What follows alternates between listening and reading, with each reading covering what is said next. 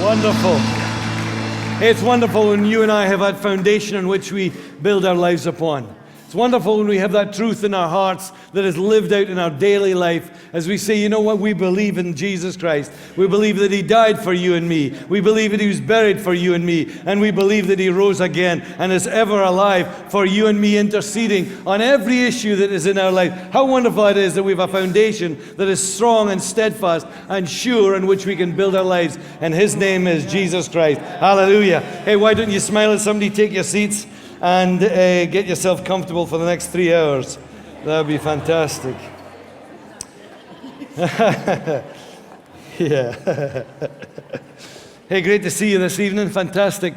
Thank you so much for being here again for another evening. We're continuing in our series this evening, just talking about shifting the culture. And this evening we want to talk about the priority of compassion. We want to talk about just how fundamental compassion is in our lives as we seek to reach those that are around us and actually to shift the culture of which we find ourselves part. We're looking to, I guess, imitate how Jesus was and what He did and the man that He was in that first century, how He changed the culture in which He lived, how He not only changed that first century culture of Israel, but actually forever shifted the culture of our world. Our dates are arranged around Him. Our lives are forever arranged around Him. How He brought the culture of heaven down to bear on earth, and how now for you and I, it's how we outwork that heavenly culture in our daily lives. Last Sunday night, if you were here, I'm sure you would have been touched and moved, and it was just a fantastic night where we remember how bringing the power of heaven can be brought down to bear on our lives. Right here, right now, in this moment, the power of heaven is available for you and for me to break into our situations, to break into the culture within us and around us, to bring a shift. This morning, Craig was so eloquent in reminding us again that it's the place of prayer that our culture, our internal culture, can be aligned with heavenly culture. How you and I can live out the priorities, the values, the principles, the things that are important, what we place our energies and our decisions upon, how we bring that which is important to God right into our lives. I don't know how you've been this week at shifting the culture around you. How have you been at shifting the culture within you? What has happened this week? It'd be great to go around everybody and get your stories of what has happened this week. How you've realigned some of the important things in your life. How you've reshaped some of the priorities that are in your life this week. How have you even taken opportunities that have come before you to begin slowly and steadily reshaping the culture in which you find yourself in. Craig mentioned this morning how fantastic it was that Fubar News had a whole bunch of stuff about a different culture that was being demonstrated and shared and given away on Tuesday night at the firework display.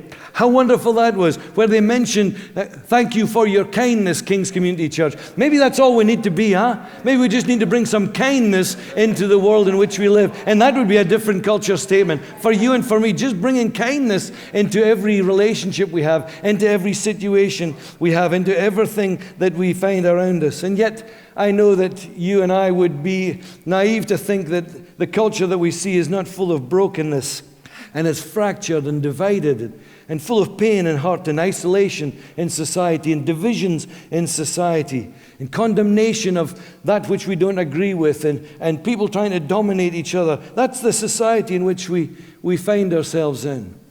And really for us, it's our privilege to be alive in these moments. It's our privilege to embody a different kingdom culture and to shift the culture that is around us. This evening, just for a few moments, I wanted to share a fantastic story. And of all these early stories of Jesus' early ministry that John Mark unfolds and tells us about, it's only got 5 verses. And it's only 2 or 3 verses that I want to kind of look at this evening.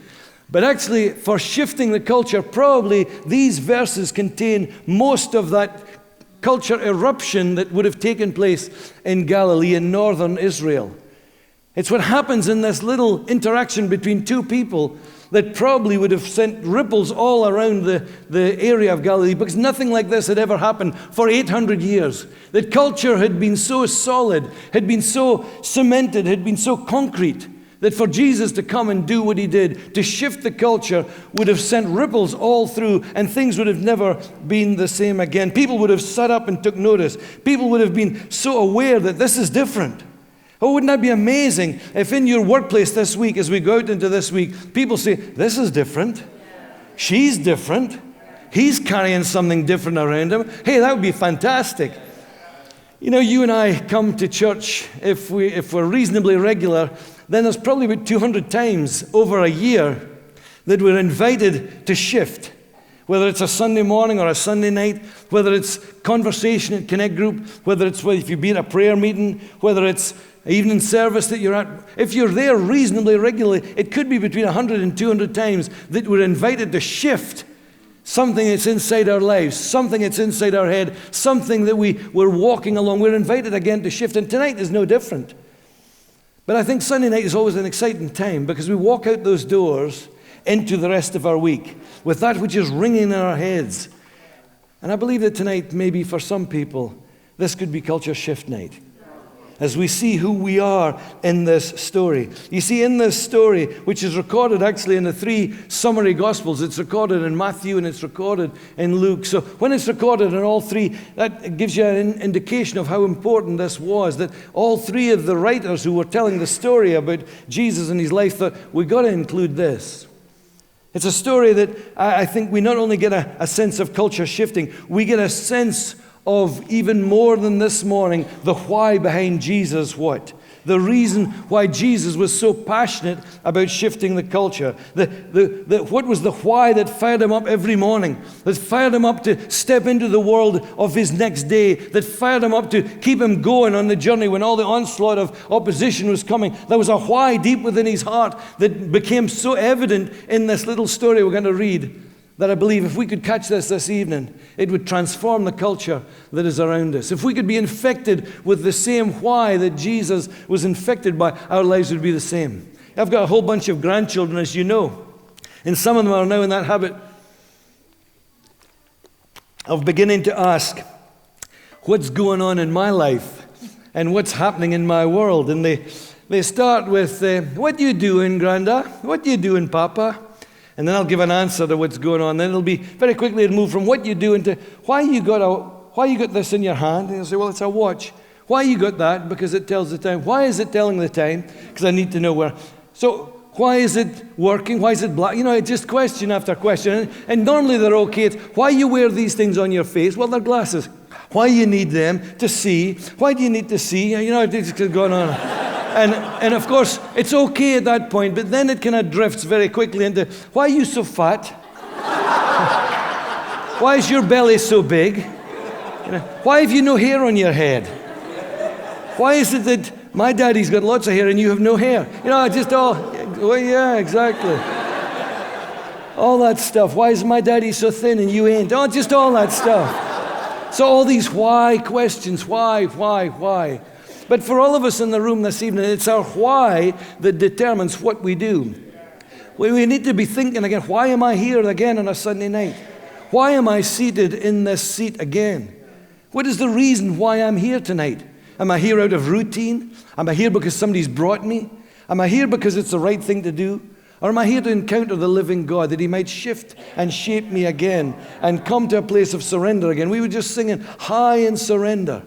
I need you now. And so again, as we talk just a little bit from this bit of Mark's gospel, maybe this evening we get a fresh sense of Jesus' why, and it might get a moment for us to align as we get a glimpse of his why. It might allow us to align our why also. We're in Mark chapter 1 still. And just to set the context, can I read just a little bit of what happened this morning? As Craig read from verse 35, we're just doing to read from 35 to 45. And it goes like this. Very early in the morning, while it was still dark, Jesus got up, and he left the house and went off to a solitary place where he prayed. Simon and his companions went to look for him, and when they found him, they exclaimed, "Everyone's looking for you, Jesus." And Jesus replied, "Hey, let's go to somewhere else, to the nearby villages, so that I can preach there also. That's why I've come." So he traveled through Galilee and preaching in their synagogues and driving out demons. So here he is, we find him going around this area of Galilee, around Capernaum and around the villages by the seashore there. And in one of those moments, he has this small encounter. A man with leprosy, it says, came to him and begged him on his knees, "If you're willing, Jesus, you can make me clean." Filled with compassion, Jesus reached out his hand and touched the man. I am willing, Jesus said. Be clean. And just like Mark says about 30 or 40 times throughout his story, immediately, oh, that we had a few immediatelys in our lives. We pray for immediatelys, don't we? Immediately the leprosy left him and he was cured. And Jesus sent him away at once with a strong warning. See that you don't tell this to anyone. Go show yourself to the priest and offer the sacrifices that Moses commanded for your cleansing as a testimony to them. But instead, the man went out and began to talk freely, spreading the news. And as a result, Jesus could no longer enter a town openly, but stayed outside in lonely places. Yet the people still came to him from everywhere. Hey, we read this little short story, these 5 verses, is a fantastic miracle healing. And as it was an amazing miracle healing. But as I'm saying, actually more than that in some respects, it was an outstanding expression of the culture shifting of the day. All society would have understood what the culture determined and dictated and shaped and decided was going to be the expression or the understanding of what would happen when a leper came into the scene. Leprosy was a horrible and dreadful disease. It's still, I guess, rampant in the tropical countries, but now we don't have anything to do with leprosy in the UK or in Europe.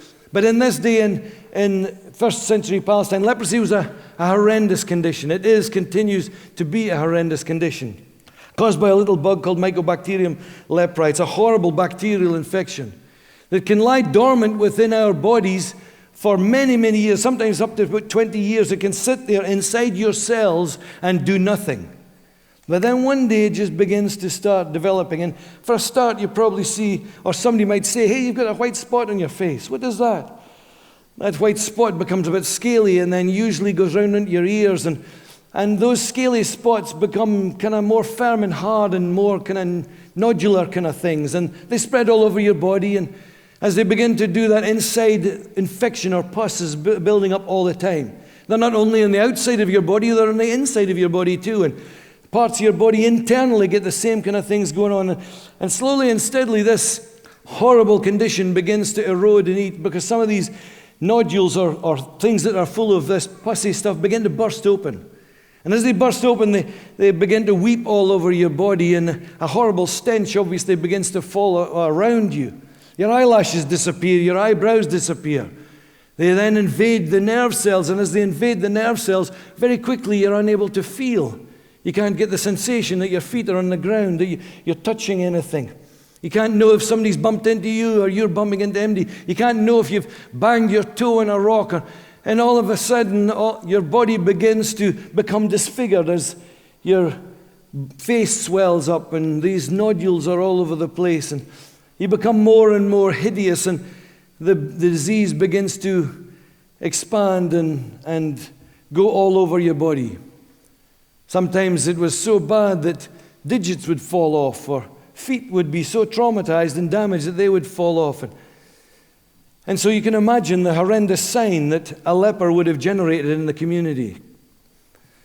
Roll back 1,000 years, and God had already said to the people, hey, this is what you need to do to diagnose leprosy, and this is what you need to do for the public health environment in which you find yourself. And when you find somebody like this, you've got to take them outside the camp. You've got to examine them this time, that time, and the next time. And then only then, if you're sure it's leprosy, then you've got to put them outside the camp so that they don't infect anybody else. The Bible is amazing, huh? Long before leprosy was ever discovered, God was already describing and saying to people, this is how you avoid cross-infection. This is how you avoid contamination. This is public health measures. And he was saying all of this stuff for their health. You can read about it in Leviticus chapter 13, and it's all there. But you see, what would happen is once the infection had got a hold, it was like the walking dead. You'd about 9 years, I guess, maybe 9, 10 years, and then you were sure you're going to die. Once a diagnosis of leprosy was on you, you were sure that the outcome was going to be your death. And what would happen then was that if you were in a family, you would say farewell to your family and you would never see them again. You'd be outside of the family, and the family would have then almost had a funeral for you, because that would be you. Society would put you to the side and ostracize you. And if you were upwind, if the wind was blowing towards you, then you could be maybe 6 to 10 feet away. But if the wind was blowing away from the leper, you could be 6 to 10 feet away. But if the wind was close up, then you had to be I beg your pardon, I'm saying it the wrong way around. If the wind was blowing away from the leper, then you could be, if he was away from you. Anyway, you couldn't get close. You couldn't get close. Depending on the wind determined how far and how close you could go. A leper had to tear up all their clothes to demonstrate that they were a leper. So everywhere around, talk about labels that Craig was talking about this morning, everywhere they would go, everybody knew they were a leper.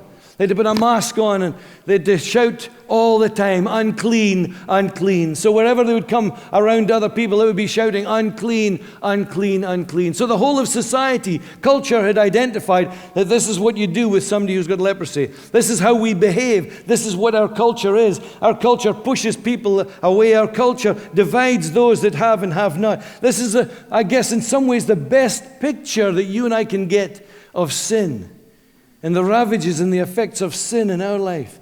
You see, leprosy just started small, but it invaded everywhere. It only was in a small, it started small internally, but it then developed externally.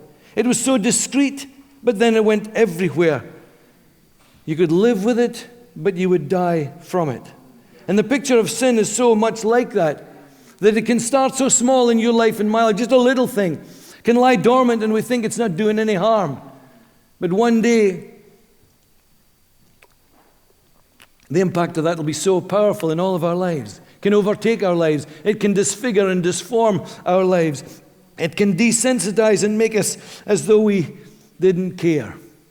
That's a picture that you and I can see from this story. But the culture would have been so ingrained that everybody knew you didn't go near a leper. And here is this man breaks into the crowd. And you can just imagine as Jesus comes into the situation that is there and this leper approaches, the crowd are waiting. What is he going to do? Everybody knows that you don't go near a leper. Everybody knows that culturally you stay away, that you avoid them. And in this cultural moment stands two people, the leper and Jesus.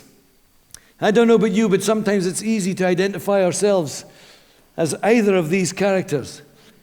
In the room this evening, I'm sure that some of us probably do identify ourselves as the leper. Let's listen to what the leper says, and he does. He says he came to him and begged him on his knees, if you're willing, you can make me clean. I love that. It's the affirmation of the man's need. He comes and says, I need you, Jesus. I need you, Jesus. He comes and he confesses, he begs, he says, can you come and help me? Maybe in this room this evening, somebody's in that place of affirming and saying, I need you, Jesus. I need you to come and fix the brokenness of my life. I need you to come and fix this problem that I can't seem to break free from. I need you to come and make me clean on the inside. I know that I'm not clean on the inside. Maybe this is your moment of affirmation. It says he fell flat on his knees. That's sentiment of recognizing that Jesus is Lord. Comes in humility and says, I can't do this on my own. I need you, God. But he's got faith. He says, if you're willing, you can make me clean. What's he saying there? He's saying, Jesus, I know you can. I know you have the resources within you. I know you have the capability. I know you have the power within you to make me clean. I know you can do what needs to be done to transform this culture of life that I'm living in and make it different. How wonderful is that this evening, that we can come just exactly where we are in this room this evening and know that he is able to manage and deal with every issue in your life and in my life. There is no issue in your life that Jesus can't deal with. There is no concern that you have that is greater than what his concern for you is. There is no issue, physical, spiritual, emotional, that Jesus can't deal with today. If we reach out in faith, say, are you willing, God? I know that you can. I know that you are able. Basically, he was saying, could you change the culture of my life? And maybe you arrive here tonight sensing that I guess you're like that leper, looking for God to come as you slowly are dying from the inside out. Perhaps you're the one that feels isolated or lonely, outcast, aware of your inner uncleanness. Something in your life you can remember and you can think, but it was just so small. It was just a little thing, but now it's got such a hold in my life. Now it's all over my life and it fills my thinking. It fills my days. It fills everywhere in my life.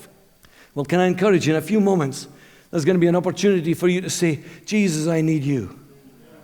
But for many of us this evening, I wanted us to just put ourselves in the Jesus place. Because if we're going to be culture shifters, we need to see the why behind Jesus. We need to see what happened. How did he do what he did? Why did he do what he did? How did he come in and shift the culture?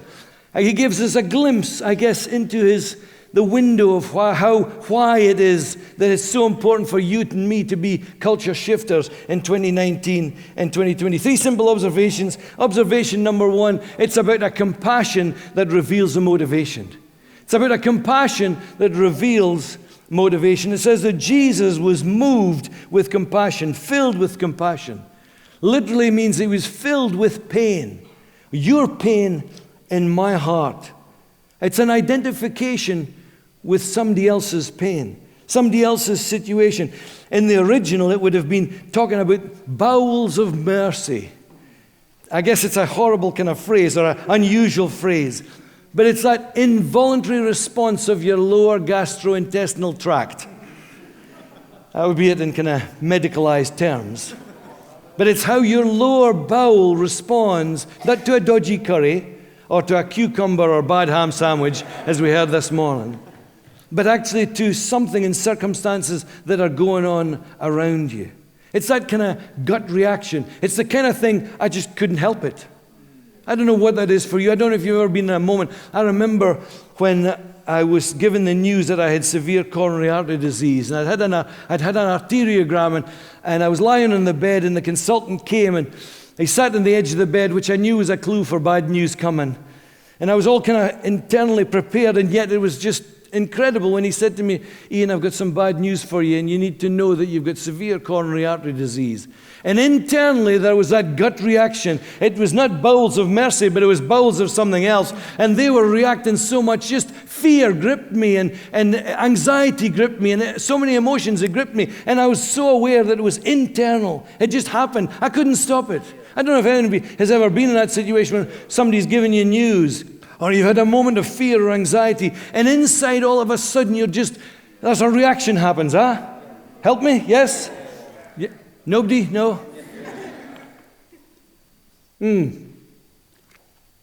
Our body is wired up with can't help it responses. They're called reflexes. We've got about 50 or 60 different reflexes that our body has. They just can't help it. If I start yawning here, some of you will just...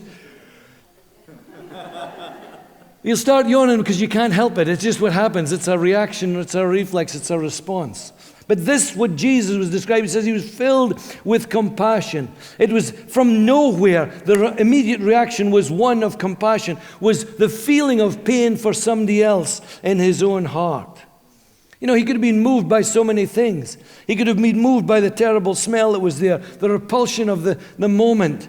Turning his face away could have been his reaction. He could have been filled with fear and anxiety that which is coming at him was going to contaminate him. He could have been full of fear with people's expectations of him. What do I need to do in this moment? He could have been filled with pride. It says, hey, watch me do what I need to do. Look at me. But it says he was moved by, he was filled with, he was overtaken by compassion. This was the motive in Jesus for shifting the culture. This was the driver deep within him that resulted in what followed next. Oh, that it could be the same for you and for me, that compassion was the driver for shifting the culture around us, that compassion was the motivator in deep in our hearts. And that, I believe, is what God is trying to say to each one of us tonight. That God is looking for us to have that same compassion for the world that is around us. That God would look to see that each one of us in here would have compassion for the culture in which we find ourselves in, for the office in which you find yourself in, the family that you're in, the friends group that you have, the workplace that you're at, whether it's a school or the university or wherever you are. That it's compassion that is the driver behind you. God has always been a compassionate God, huh? He's always been like that. When Jesus broke on the scene, Luke 4:18, it was the first thing he said, the Spirit of the Lord is on me because he's anointed me to proclaim good news to the poor. He sent me to bind up the brokenhearted, to bring sight to the blind and relief of those who are in prison. That was the compassion that is in Jesus' heart. The reality for all in this room this evening is that each one of us is valuable to God. And our pain is in his heart. He knows the pain that you and I have. He knows the difficulties that we're in. He's described as the Father of compassion. In 2 Corinthians 1:3 it says, praise the God and Father of our Lord Jesus Christ. He is the Father who is compassionate and the God who gives comfort. How do you and I have compassion for others? How can it become our natural reaction? How can we walk out this room this evening and tomorrow morning as we get up again, that it would be the natural thing for us to happen when somebody who's different from us, somebody who's in a difficult state, for somebody who comes into our world tomorrow, whose culture is different from us, how could it be that our natural reaction, our first reaction would be one of compassion? Maybe you've grown up in a world that hasn't been very compassionate. Maybe the environment that you grew up in and the family you were in and the place where you've been in is hard. And nobody's shown you compassion. How can you become compassionate? Well, let me give you just 4 little things I think would be helpful. I would say get yourself around compassionate people. Get around compassionate people, those who have got a heart for others. See how they are. Ask them why they are the way they are. What has happened in their life that they are so compassionate for others? Get away from thinking just about yourself. Get away from the thinking it's all about you and get your sights on somebody else. I remember when I was younger, my relatives always said there was always somebody that is worse off than you are. There is always somebody who's worse off than you are. Take time to get away from thinking about yourself and begin thinking about others. Get out of your small space. See a bigger world that's got a brokenness around you. Let your world be expanded to see the pain that is around you. And why don't we get back, as we were reminded this morning, to our primary calling, to love God and love others. Love the world that is around us. If we're going to shift the culture, then let it be our compassion for others that reveals our motivation towards others to shift the culture. Jesus could have carried a heart of compassion, but unless it translated into hands and feet, it would have remained, I guess, just as a sense of nothing but an awareness rather than an action. It's the participation that makes the connection that shapes the culture. If number 1 is that letting our compassion for others reveal our motivation, and number 2 is about a connection that reflects our participation. I love that. It says that Jesus reached out his hand and touched the man. All of us can have a heart of compassion. All of us can be compassionate towards others. All of us can be moved by the plight of others. But if we don't do anything about it, it just stays as an awareness. It just stays as a feeling inside. It's when we step out with that heart of compassion and actually touch. It's when we reach out and do something that compassion becomes a reality and lives can be changed and culture can be shifted. I love that. It says that Jesus reached out his hand and touched the man. There's a couple of challenges, I think, for you and for me. It's the reach of our compassion. The reach of our compassion. You see, Jesus extended himself beyond the circumference that was safe. He reached out beyond the place where safety was. This was not the cultural response that everybody would have expected. They would have expected everybody to step back from the leper. They expected everybody perhaps to be sorry for him, but not to engage with him. You and I can have many people around us that we feel so bad for their situation, but if we're going to be culture shifters, it takes us to be more than feelers of bad things for people. We're going to have to reach beyond the place of safety and touch those that are around us. Luke describes him, the doctor, as an aggressive leper who would have probably been at the end of his life. Luke describes and says the leprosy was over him. People looking on would have thought, but Jesus, this is suicide if you reach out and touch him. You're going to be infected by that which he has, and your life is going to come to an end. Don't go and reach out and touch him. And around us, people will say, no, don't touch them. No, don't get involved with them. No, don't reach out beyond where you're at. You keep yourself safe. And forgive me, I'm not suggesting we put ourselves in a risky place, but in that whole business of reaching out beyond where we're at, it's the reach of compassion. How do we do that in the culture in which we find ourselves in? What is it for you? We sang this morning, how great the chasm that lay between us. How high the mountain I could not climb. In desperation, I turned to heaven and spoke your name into the night. Then through the darkness, your loving kindness tore through the shadows of my soul. The work is finished. The end is written. Jesus Christ, my living hope. Who could imagine so great a mercy? What heart could fathom such boundless grace? The God of ages stepped down from glory to wear my sin and bear my shame. Aren't you grateful this evening that Jesus reached out beyond his safety? Jesus reached out beyond where it was safe for him to do so and came and touched you and me. Aren't you grateful that he reached out and shifted the culture in your life and in my life this evening? We need to ask ourselves, how narrow or how broad is the bandwidth of our reach of our compassion? I remember several years ago being so disheartened and disappointed about a story in this place where one young man had lived a broken life and a fractured life, an isolated life, and had made some crazy decisions in his life. And he turned towards Jesus and was orientating his life towards Jesus. And it was that moment of trying to bring this young man into the life of the church. And somebody said to him, no, don't go to church because they won't accept you because you're so different. Don't go to church because the way they are is not who you are. And so they're so different from you that they will not be able to reach where you are. And at the time when I listened to the story, I thought, oh, that's a sad indictment of us if it's true. I didn't believe it was true.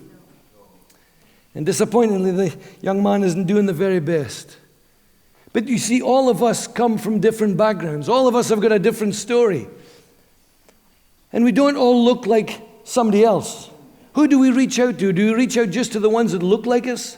That have the same postcode as us, come from the same nation as us, have the same story as us, have lived a good life like us? Who do we look out for? How far is the reach of our compassion? Our compassion should reach beyond every issue, every barrier, every boundary. There should be no boundary to the reach of your compassion and my compassion. If we're going to shift the culture, then you and I need to reach beyond wherever people are.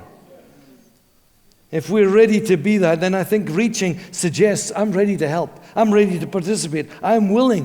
It's within me that I have what is needed to reach out beyond and shift the culture. And in this room this evening, all of us, God has empowered and placed. We heard about it last Sunday night. If you weren't here, get the podcast and the videocast and listen. Each one of us have been empowered by God to reach beyond where we're at and shift the culture. God has placed within each one of us the power to do that. We are the agents of the Lord Jesus Christ, the King of Kings and the Lord of Lords. The Almighty is our Heavenly Father, and He's empowered each one of us to be the ambassador to go and shift the culture. Come on, don't say that we're not ready to help. But it also takes us to reckon up the cost. This may not end up as we thought it might. This may not go the way we think it is. There is risk. There's risk of rejection. There's risk of disappointment. There's risk all over the place. And yet, can I encourage you to reach out? Tomorrow morning, in your workplace, in your friendship group, whatever, reach out beyond where there's a safety zone, that we might bring the culture. He reached out, but he also had the touch of compassion. Jesus takes hold of the man. And sometimes we think it was one of those, I'll touch you, now I'll move away. No, this was not. The word that is used there means to embrace and take a hold of. It's to fasten himself onto. I love that picture.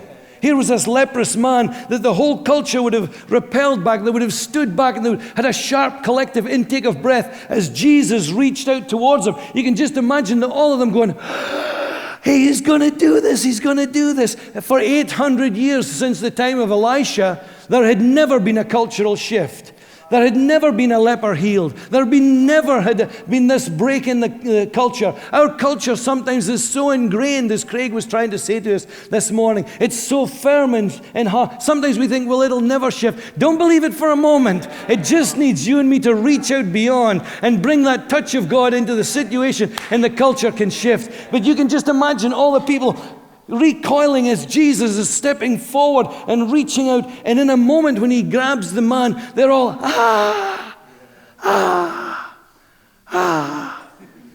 And it says Jesus fastens onto him. It's like Velcro. He fastens onto him and takes a hold of him. You know what would happen in that moment? In that moment, compassion is felt by the man, the leper. We have no idea how long it was since anybody touched him. He'd never felt any affection from his family. He'd never felt any, that when you get a handshake or somebody comes round you and touches. I remember as a general practitioner Sometimes all it required was me to put an arm around somebody. All it required, I didn't have to say anything in the moments of pain and anguish. But when I put an arm around somebody, or I held somebody's hand, or just came close. I remember one woman, I think I've told this story before, crumple into my arms. And that was uncomfortable for me, but it was just what she needed. All she needed at the loss of her husband was the touch of somebody close. And as she crumpled into me, she said, "Doctor, thank you so much. That's all I required." I remember going to see older people, and you can't begin to think the isolation that older folk have, because nobody's coming close to them anymore. Nobody's coming close to embrace them and touch them anymore. Nobody's coming close to take a hold of their hand and speak to them and say and express some good things to them. Nobody gets that as they get older. Affection and touch becomes less and less and less. We need to remember that. Take the kingdom of God where we're at and go.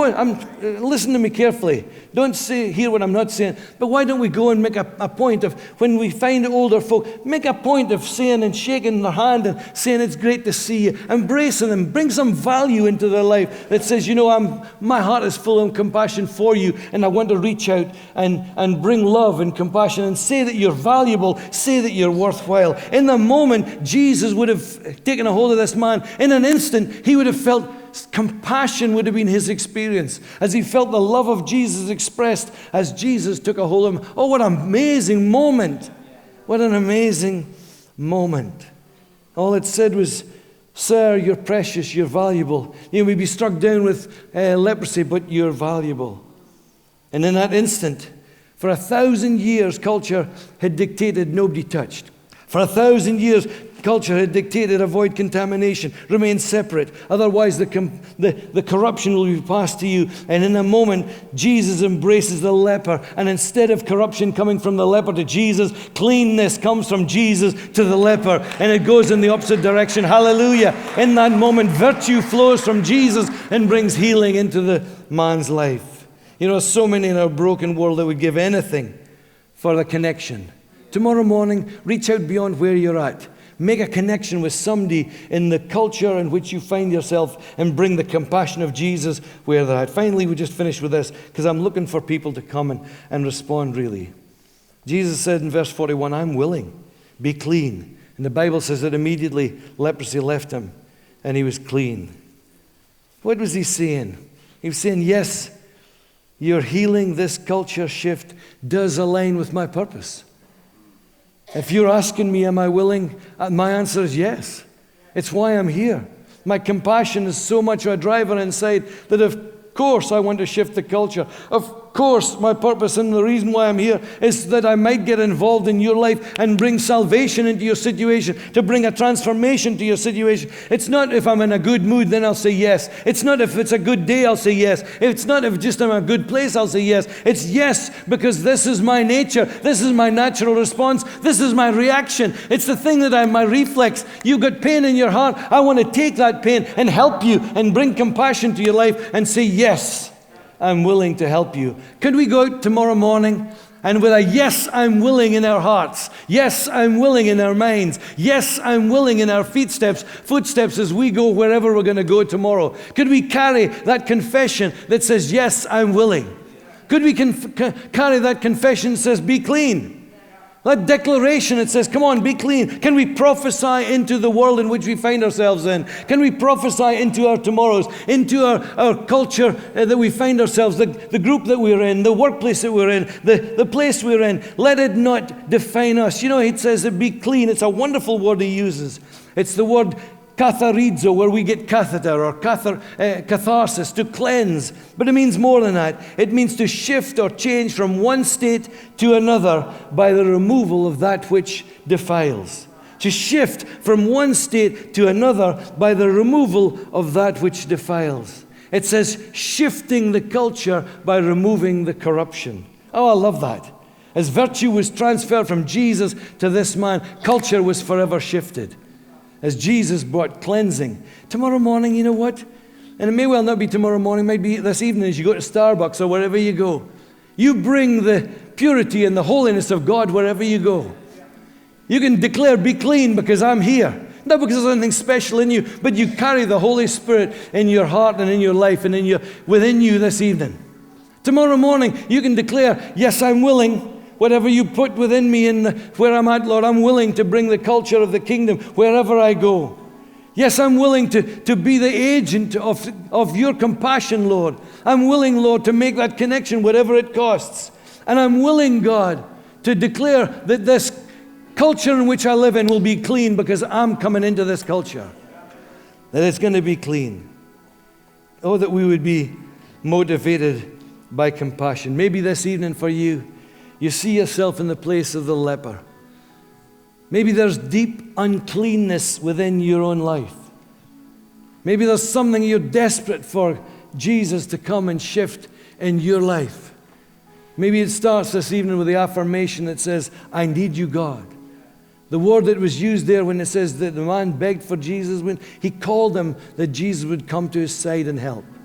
Maybe tonight, that's a starting point for you, where you call to Jesus and say, would you come to my side and help me? Maybe there's that affirmation that you need to say. Maybe there is the bowing of your knee. I'm not saying physically, but maybe it is physically for you. But that place where you say, Lord, I can't make this on my own, and I recognize that you are God and I am not. And is there that little fragment of faith in your heart that you say, I know you can? Are you willing? Does my request align with your pattern, with your will, with your purpose? Maybe this evening, there's somebody in here, and you're here, your why for being here is to hear this story, that you identify with it, and that you respond. God is calling this evening, wherever you're seated in this place. He knows the culture of your heart. He's desperate to shift that culture. Can we bow our heads just for a moment? You know, there's room at the front here. And we don't have to just take one Sunday a month to make room at the front for people to come and say, would you pray for me? Would you pray with me? Would you stand? Would you help me to reshape the culture of my life, of my heart? And this evening, just as we are where we're at, band are going to play quietly. Most of us are going to pray. Most of us are going to pray and say, God, that I would be the embodiment of you tomorrow. That your compassion would be burning in my heart for those that are around me, for those that are in my life. Let me be strong to make connections. That's what most people's prayer is going to be, but it may well be that there's one or two in here this evening. And you need to come forward and encounter the power and the presence of the living God as he comes and wants to bear his compassion on you. You feel free to come right now.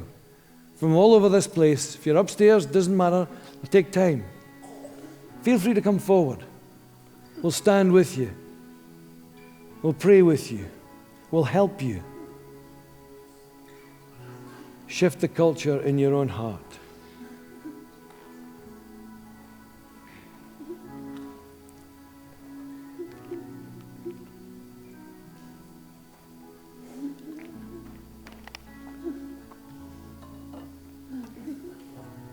Are there others this evening?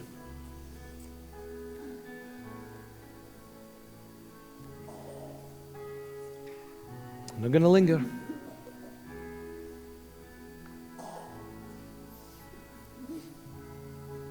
Let's all stand. This evening, if you're in that place where you're saying, you know what, my heart is aligned with Jesus, but I know that my physical body needs healing. I know that my mind needs healing. And we believe that God is here to heal, to deliver, to set free, to bind up broken hearts. His compassion is ever present for you this evening. And so again, we never want to run away and move quickly past the opportunity for anybody who wants to come and be prayed for. If that's you this evening, you're saying, hey, will somebody stand by me and express that compassion and pray for me? Then the answer is yes, we'd love to do that. So as we sing, as we close this evening, the young adults are going to go downstairs for coffee. Why don't you take time and come round the front here? And we'll stand with you, we'll pray for you, that God would heal you. He would be compassionate to you. Praise God. Thank you so much. Let's go out and shift the culture, can we? Let's do that this week. Let's be culture shifters as we go.